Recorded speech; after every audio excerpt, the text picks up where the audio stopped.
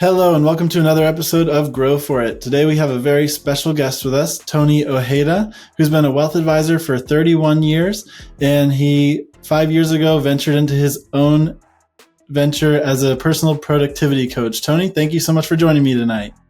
Well, Nathan, it's an absolute pleasure to be here with you. I'm excited to be part of this.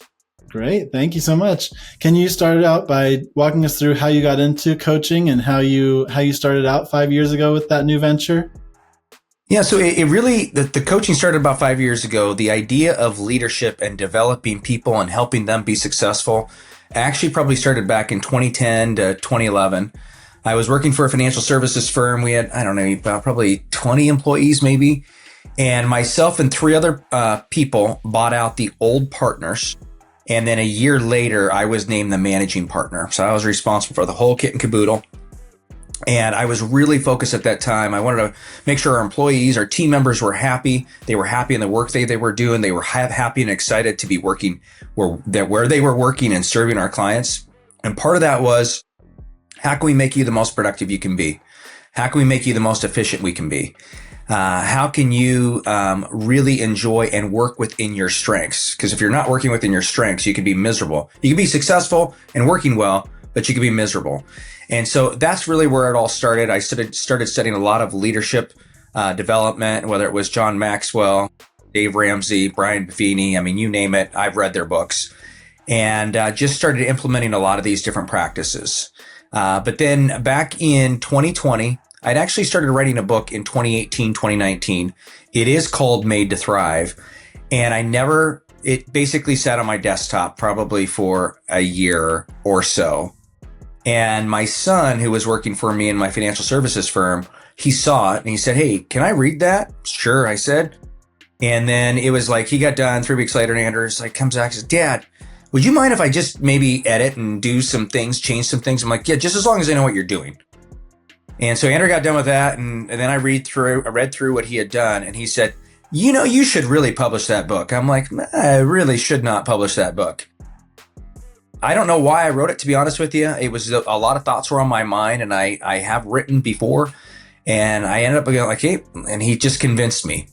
And then once he convinced me to publish the book, he said, "Now you should start a different division of your firm, and it should be personal productivity coaching, doing some workshops and that sort of thing."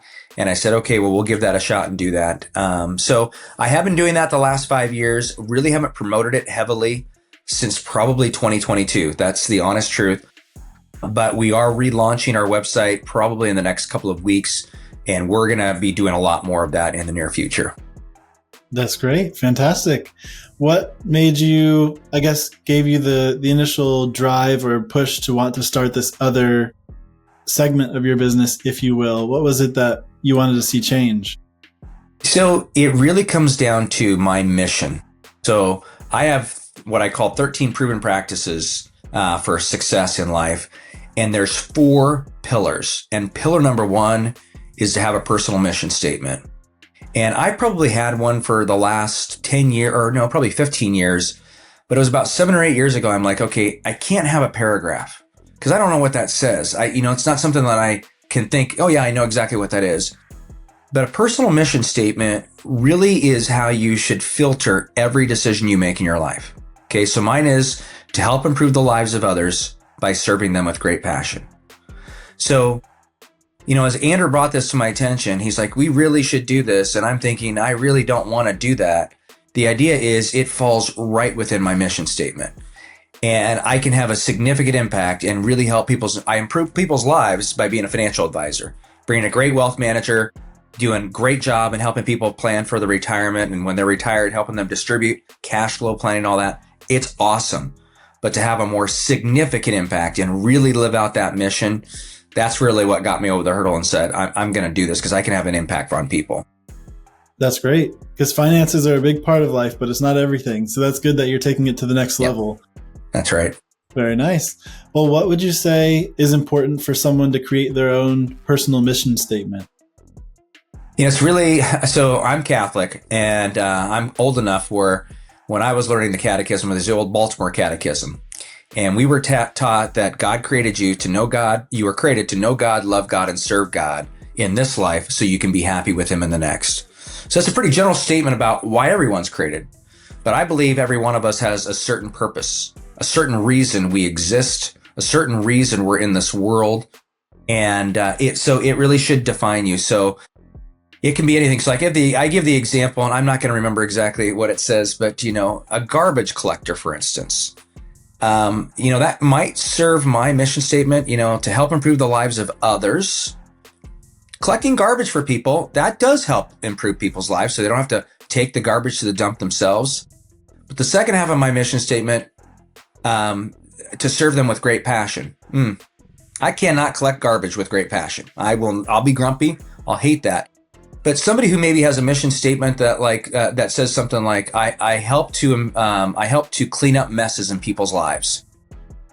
Garbage collector would fall into that, and so it's really why you think you're here on this earth. And it's got to be short. It's got to be one sentence so you can state it and you can think about it every day and make decisions. So like, for instance, I got a pretty big ego. And I get asked to serve on a lot of things, a lot of nonprofit boards, and I say yes to pretty much everything because my ego's so big. An example would be our governor from another term, not too long ago, asked me to be on the Nebraska Records Board. And it's as boring as it sounds, to be honest with you. But a lot of these political bigwigs are going to serve on that board. The governor's asking me to be on that board, and that board pretty much decides how much people pay when they go online and get something from the government. That's what we do. So it's serving others. It's helping improve the people's lives because they don't have to go to the DMV now to go get their license updated and go online and do it. But is that really something I can do with great passion? And I'm just telling you right now, I did not filter that decision. I spent 6 years on that board, and every single time I went, I'm like, this is terrible, right? So it's really what defines you as an individual, why you do what you do every single day. I like that. It's very focused and very memorable that way. Easy to apply. Very good. Well, can you tell me specifically with your coaching business, what has been your proudest moment in running that company so far? Wow. There's been a few things, a couple things specifically, and it really involves the workshops we've done. Workshops are where we have really, of the 13 practices, we focus on the main 4 pillars. Because if people can get the mission statement right, if they can get their vision right, writing out what that vision looks in the 6 different life domains that we have, what that looks like in the future. And then they establish goals and they write those goals down and they work towards those goals by what I call thrive actions. Those are the daily things you do every day that if you do that, you may have like 20 tasks on your list. But if you have 1 to 3 thrive actions, and they involve accomplishing your goal, dang successful day. And really seeing people at least begin that process. Those that I've coached who've used the system that I've created are by far the most successful. People ask me personally, what has created your success? And it really is the system, the planner. I have published a planner. I use it every day, includes a weekly review, where I'm really like, okay, what did I do successful? What are the things I struggled with? What's your goals again? Let's look at your goals again. What are the thrive actions you need next week or on each day to help you get to that goal? The people who've used that the best have had the most success. And that's probably my proudest moment, is getting those people to do that. That's fantastic. People, I think, don't understand the value that consistent goal setting and consistent goal review has on progress in life. So that's a really good tip there. If you had to say or attribute one thing that's driving most of your growth right now, what would you say that is? There's a few things. So again, I would just take my planner. Every single time in my weekly review, that there's a question that says, what's worked and what hasn't worked? Well, it's using my system. I mean, it works. The other thing is, in my firm, when I started my own firm in 2018, it was a team of 1, which that's a lot. You're the chief everything officer. You have to do everything. It's really having my daughter, Lindsay, and my daughter, Rachel, work for me. Lindsay is a financial advisor. She's 25 years old, and she's the president and chief operating officer of our little firm. I want her to work within her strengths. And although I can do those roles, and I did before, my number one role is that CEO, the visionary. I have the vision. And I can go to Lindsay and say, hey, this is what I want to work through. And she can let me know if it's a really bad idea or not. Or if it's a good idea. Lindsay's awesome at getting it implemented and making it happen. And Rachel's our client services coordinator. So, to be able to delegate and have people work within their strengths, it drives all kinds of success. I don't work 50 hours a week. I don't work 40 hours a week. I might work 30 hours a week, but it's generally 20 to 25 hours a week. As does Lindsay, as does Rachel. We have clearly defined roles and we have to help each other. And a team of 3, somebody goes on vacation, you got to fill in for those things. But we focus on what we're really, really good at. And that's actually what has allowed me to do more of Made to Thrive and do more in the coaching area and do keynotes again, because I'm not the advisor to all of our client households anymore. Lindsay's the advisor on half of them. And it's freed me up to be able to do more and serve more, but at the same time, not taking away from my family and the other things that I enjoy doing.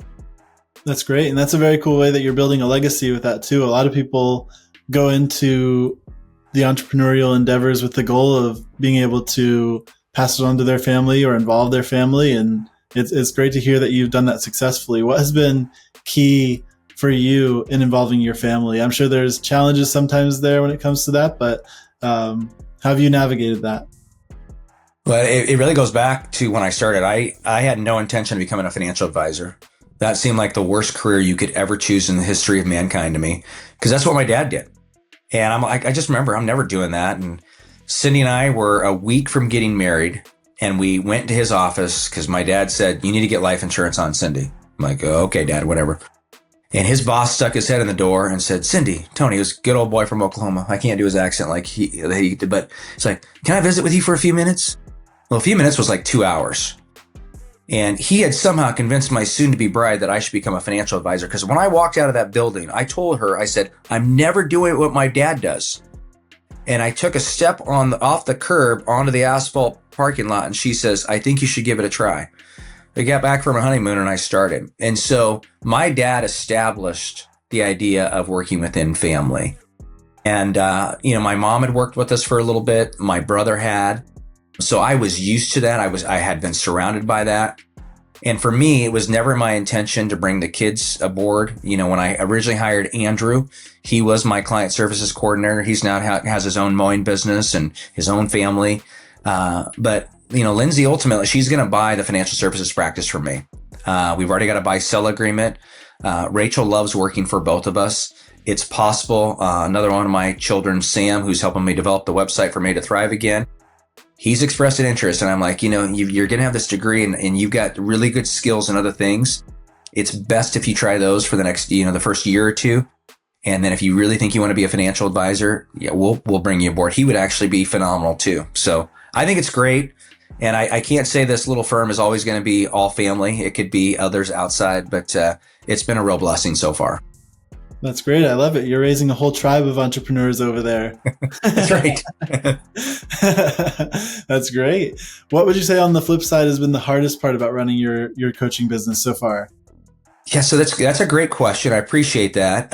It really would be a question I get asked by my coach often when I come to him and I'm making decisions or I'm exploring things that I want the girls to do, things that I might be asking them to do, or things that I might do like a bonus or something like that. He always asks me, if it wasn't your daughters, would you do it? And that's difficult because they are my daughters. I have had a lot of people work for me and I love every single person that's ever worked for me, but I will never love them like I love my own children. And so in the back of my mind, I am always thinking, what can I do to help my children? But him as a coach and him just sharing that, would you do this if it wasn't your daughters, is really helpful to kind of balance that, because he's probably helped me prevented me from making decisions that maybe would not have been the wisest for our firm as a way to help my daughters. That's great. That's very cool. That's a good piece of advice too for those out there who are employing family members, because that's probably very tough to think about sometimes. Mm-hmm. It is. Yep. Yeah. If you had to say, I guess, what would be so far the main way that you've been attracting clients to your coaching business? What's worked really well? Are there things you've tried that haven't worked so well? That's a good question too. I mean, in not promoting it for 3 years, I haven't even tried to work on that. So I think what honestly has brought people to me, and I'm learning more about this now, is my son, Sam, who has said, Dad, Integrity Center, the name of the firm, that's awesome. It's a great brand, Made to Thrive. It's your book, right? It's a great brand too, but you are the brand. And that's what we need to highlight, because you have an impact on people. People have a lot of respect for you. And so it has been, as I relaunched this, it's been easy to ask people, hey, would you be willing to let me come speak? Or would you be open to having us do a workshop? And that's something that I never thought, like, okay, if I just ask people, I know a lot of people will say yes. But the other thing is I've noticed is LinkedIn. And again, I've been on LinkedIn for a long time. I have a lot of followers, connections. See, I don't even know the terminology, right? And when Sam saw how many I had, he could not believe the amount of followers and connections I have. I'm like, that doesn't seem like a lot to me. You know, it's a few thousand or whatever it might be. And he said, Dad, that's amazing, actually. And he said, but what's more amazing is you only post like sometimes once a week, maybe twice a week max. And sometimes you don't post for a month. But the impressions that you get when you post are super significant. And so as we continue to do this, we're going to do a lot more with LinkedIn, I think, because I didn't realize how much what I was doing as far as reaching people. And we'll be doing that more too. Fantastic. If you had to say, I guess looking forward a year or 2 years out from now, where do you hope your coaching business is compared to where it is today? Another great question, Nathan. Because again, two or 3 months ago, this was not something I was thinking that I would really even explore a whole lot. And I don't know if you're familiar with John Gordon, the book Energy Bus. Okay, I mean, he's a written great books. And I listened to his podcast, and he started Gordon Publishing. It's kind of like a hybrid between self-publishing and full publishing. Said, reach out to us if you think this is something you're going to do. I'm like, well, I published 2 books, self-published. Maybe I should republish them under his brand or whatever. And so I reached out to them, and I had a meeting. And one of the people who met with me was one of his co-authors in a couple of his books. And he has another firm himself. And he's like, Tony, do you like your books? I'm like, yeah, I like them. I mean, I think they're pretty good quality. He goes, you don't want to republish them. It's not that important that you do that. So what are you trying to accomplish? And I said, I don't know. And I said, I think I should probably do something with Made to Thrive again, really do that. And he was asking me the exact same questions because they're going to help me do some things with LinkedIn. And he said, where do you want to be in a year? What do you think this one's look like? I said, I've done a lot of keynotes. It's been a long time since I really actively did that, but I tell stories really well. I use humor really well. And he said, okay, so you're going to be a keynote speaker. I said, I'm going to be a keynote speaker. And he said, how many of those do you want to do a year? So I have 6 kids. 5 are adults. The youngest adult is 18. So she's a freshman at the University of Nebraska, but I have a 9-year-old son. I'm going to coach his baseball team next year. And I said, I don't want to be traveling all over the place. I said, so maybe 8 to 10 keynotes. He's like, great. That's great. And he said, what else? What else is Made to Thrive going to do? I said, I really love doing the workshops. Those are 6 to 7 hour days where we really dive deep. And those really are game changers in helping people improve their lives. And he said, okay, how many of those would you do? I said, I might have to travel for those too. So maybe 4, 6, maybe. He said, all right, well, you do that then. He goes, what else? And I said, I like to coach people. I said, I get a lot out of it personally. I feel good about when we succeed with people. He goes, well, how many people do you want to coach? I said, well, I can't coach a lot of people. I have a financial services business. I meet with clients. And I said, I could probably do another 8. He said, okay, everything we do in LinkedIn is going to be to promote those 3 things. And he said, you don't want to charge your coaching amount at a low level because everybody's going to want your coaching. You got to price it right so you only have 8. I was like, okay, that's a great idea. So that's where I hope to be. I hope I'm giving, 6 to 8 keynotes by the end of next year, doing 4 or 5 workshops. And I don't know if we'll have 8 coaching clients, but we might by then. But, 4 or 5 and working with those people and really having an impact on people's lives and really helping people get to the next level and really thriving in their lives. That's fantastic. I love how clearly you define all of your goals and even the way you're building out each leg of the business, if you will. Can you tell me, I know a lot of coaches struggle with this. How do you come up with appropriate pricing for your coaching, especially with you're only seeking 8 spots? Yeah, it's really hard. Like I know Michael Hyatt. I don't know if Michael Hyatt they do all coaching for everyone. I feel like right now they've limited it to just him being the coach. I might be wrong. But Michael Hyatt charges $100,000 a year. And it might be worth it. I mean, Michael Hyatt is really, really good. He's come out with some outstanding books. They have their own planner that's outstanding. Really, really good stuff. I would never charge $100,000. I mean, I was like, that's not. But I think it's all about confidence. You know, my son Sam just went through a job interview, I think today. And he said, Dad, I'm kind of underqualified for the position. I said, I understand. I said, but is it something that you can grow and learn? He said, yeah, it is. And I said, well, you just be honest with the people you're interviewing to. I said, you got a great personality. You are very motivated. You like to work hard and you learn quickly. And I said, you know, you have to really define what that's going to look like. And I said, if they want that, they're going to hire you. If they want somebody who has all the skills right now, they're not. And you can go on with that. And so when it comes to coaching, I believe I'm pretty good at it. I think the success I've had with people, whether it was in my coaching business before or mentoring and leading other people, I'm really good at it. And I think if you're really good at something, you've got to price it, you know, where people have to be serious. If they're going to invest money in coaching and you're charging $100 or $200 or even $300 or $500, that's a decent investment. But are they going to really take it? Because I'm the same way, like as a financial advisor, if I meet with a client 2 or 3 times, 2 or 3 years in a row, 2 or 3 quarters in a row, and I'm making a suggestion to them and they don't do what I say, I should not be their financial advisor. They should use somebody else. It's the same with coaching. If I'm coaching someone and they're paying a smaller fee and I'm saying, you got to do this, you got to do this, you got to do this, they're not going to do it if they're not paying enough money. So you got to be paid what you're worth, and we'll see. We'll see if my price point makes sense, and I think it will. But if it doesn't, that's okay. We'll have to adjust it. Yep, I like it. Initially, those are some pretty good thoughts to go into it with. So I love to hear that. What about if you could free up 10 to 20 hours a week? What would you focus on instead, differently from what you're currently focused on? Probably won't take up that opportunity for business purposes, but you know, if I could just free up 10 hours a week, I would put more emphasis on the Made to Thrive. The shift of half of our households on the financial services side to Lindsay, we did that last year in December. That has actually freed up time. And that's why I feel like I'm able to do this more effectively with Made to Thrive. I would spend my work time more doing that. I feel very confident in Lindsay's ability to continue to do basically the legacy my dad left, which is, you know, always doing what's best for your clients, doing what you say you're going to do. She's really good. And one of the things in my book, Made to Thrive, is be referable. You don't have to ask for referrals. Just be really, really good at what you do. And Lindsay is. So she's going to be able to continue to build the financial services business without me having to invest as much time.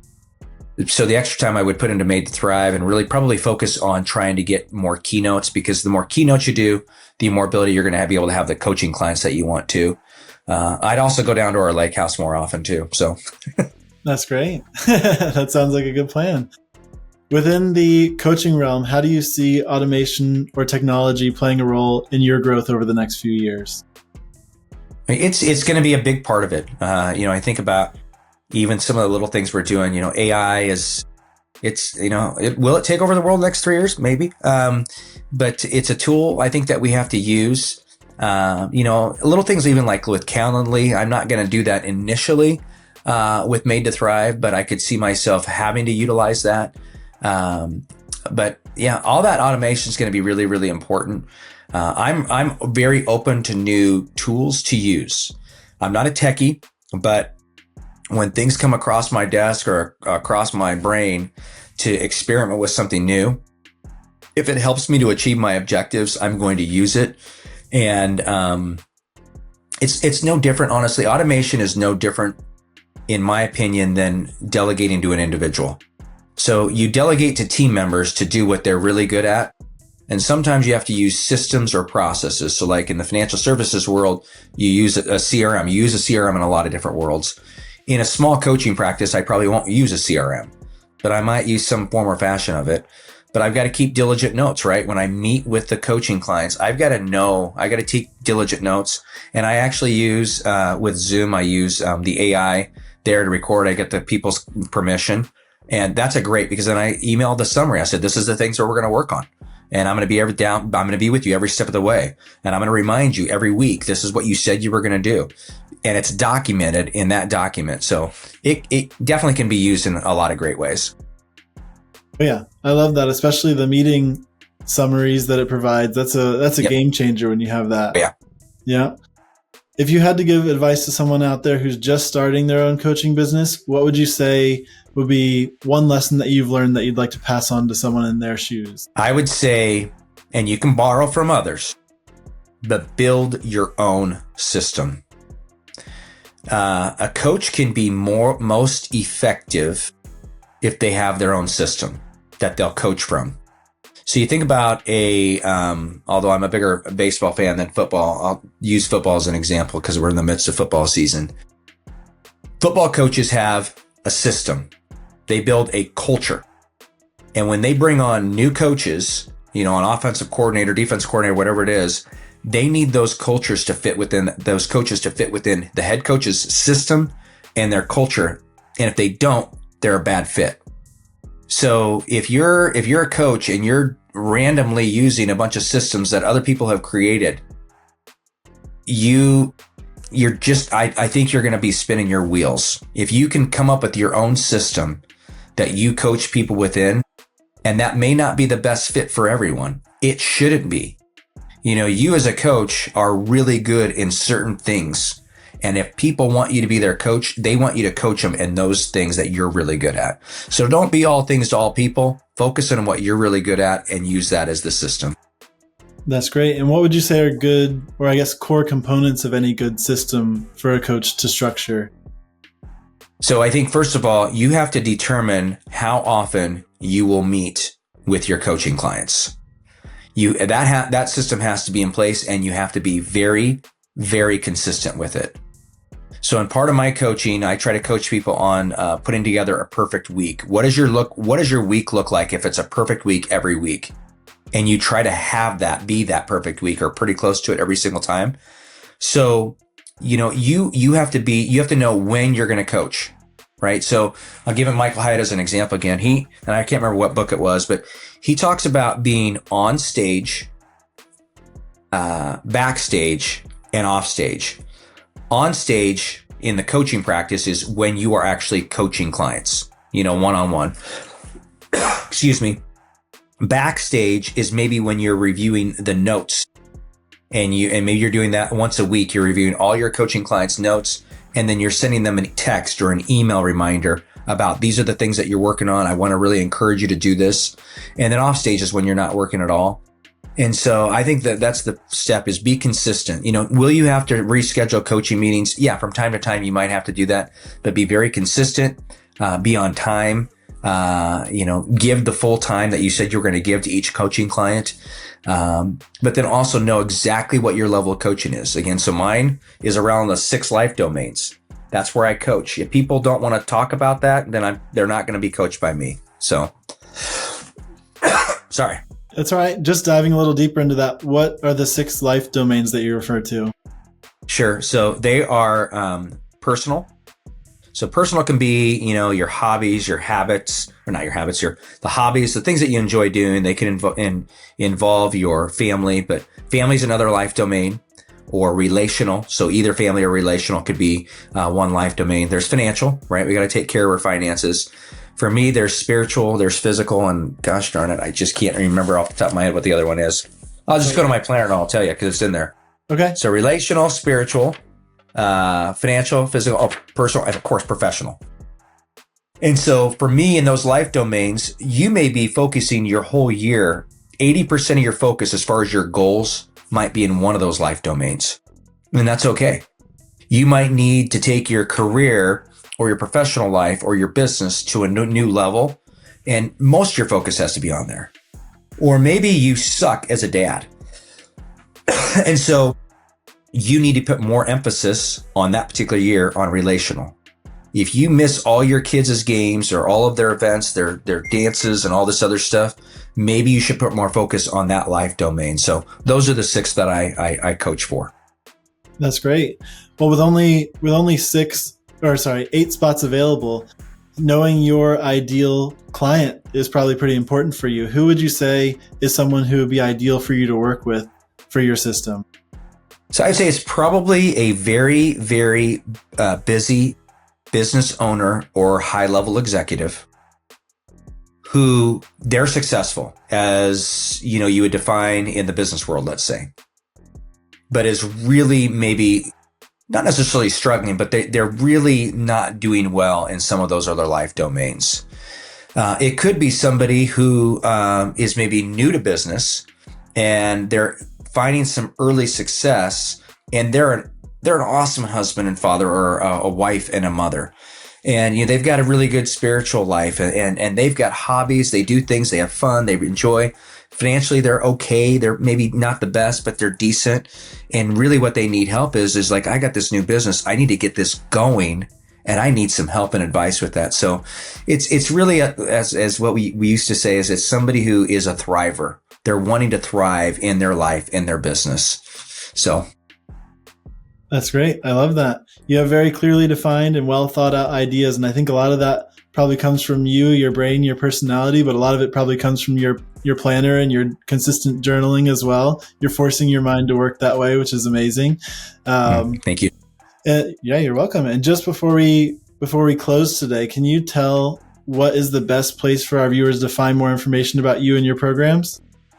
Yeah, so I don't know exactly when this is going to be released, but I think our new website will be launched at least by early December. It is Made to Thrive, and that is the number 2.live is what the website's going to be. You can always reach out to me on LinkedIn. Made to Thrive we do have a Made to Thrive LinkedIn profile, and on my personal profile, Tony Ojeda.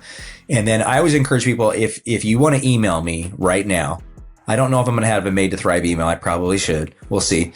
But my email is Tony, that's TONY, at integrityctr.com. So the word integrity and then CTR, basically the abbreviation for center. So it's CTR.com. That's great. Well, thank you very much, Tony, for joining us today. A lot of great insights there. Very well thought out business structure and business model that I think a lot of people will glean a lot of tidbits from. So thank you so much for sharing that. Yeah, thank you, Nathan. This has been great. You've asked wonderful questions. I've really enjoyed my time doing it. Well, thank you. I appreciate it. And thank you to our viewers. If you found this valuable, please leave a like and subscribe, and we'll see you here on another episode of Grow For It. Thank you.